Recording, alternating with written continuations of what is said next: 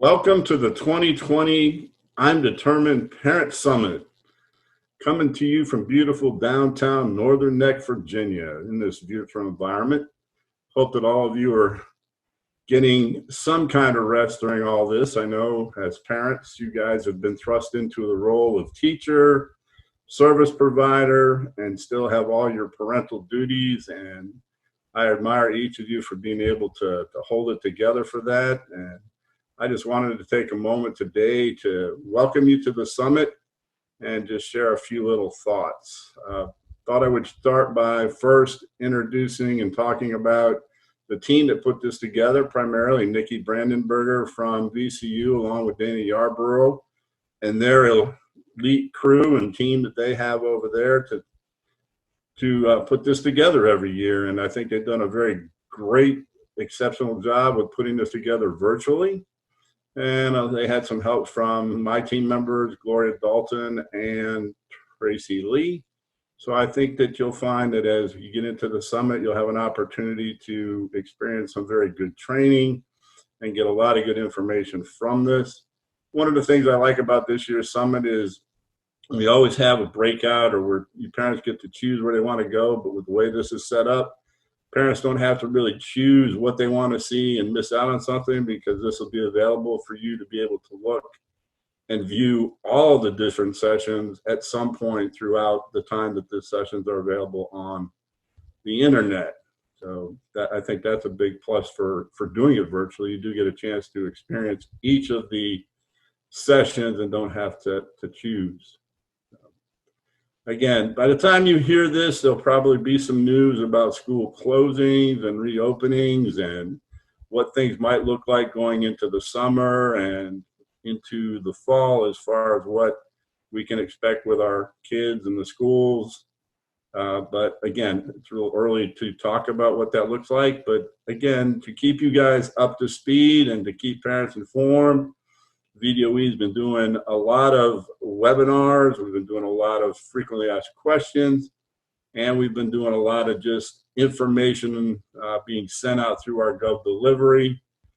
We want to make sure that you're taking a look at our VDOE homepage, take a look at our COVID-19 information page, where you'll find FAQs from the department that are generic in nature to all education situations, but then the SESS FAQ will talk more about special education issues. So take a look at those.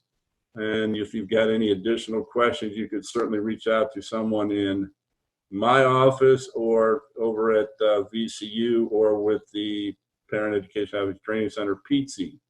But there's a lot of information out there. PTSI is doing a lot of online training. VCU is continuing to do a lot of training. In addition to this summit, there's guidance documents out there. There's resource documents. Just about everything that we could think of has been answered in an FAQ. But if you've got any questions that you don't see that have been specifically answered, you certainly could send me an email or to the VCU Partnership for People with Disabilities or to PTSI, and we will try and get that question answered and put it up into a FAQ document itself. So again, we are here to support you. I've got things that my staff is continuing to work on. And one of the things I wanted to talk about today was, what can you as a parent expect during this pandemic and this school closing time? One of the key issues that we hear and been hearing is, what is the situation with special education? The bottom line is there have been no waivers granted to remove any protections or any rights of students or parents during this time. So in Virginia, all those things that you are used to seeing as a parent, to include parental consent, participation in IEP meetings, and discussions about things such as extended school year services and comp services, are still available to you. You should not be told that, well, we'll do ESY once we get back to school. They can have those kind of discussions now. Comp services is certainly something that will be discussed once we do get back into a normal school situation, because we don't know what the impact totally has been on a student until they come back.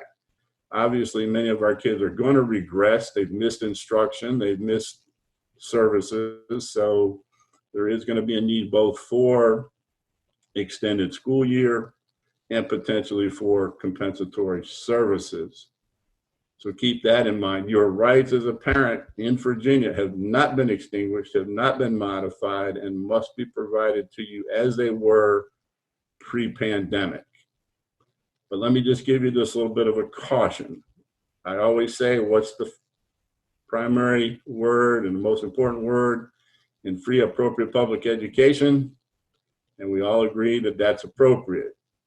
And you have to understand that what was appropriate prior to the pandemic may not be as appropriate while we're in the pandemic. And that's not to say you waive your services and you let things be changed without your input, but you have to understand there are some limitations on what can be done in this environment, not just because of the pandemic, but because of the governor's stay at home order, the distancing, the no more than 10 people together.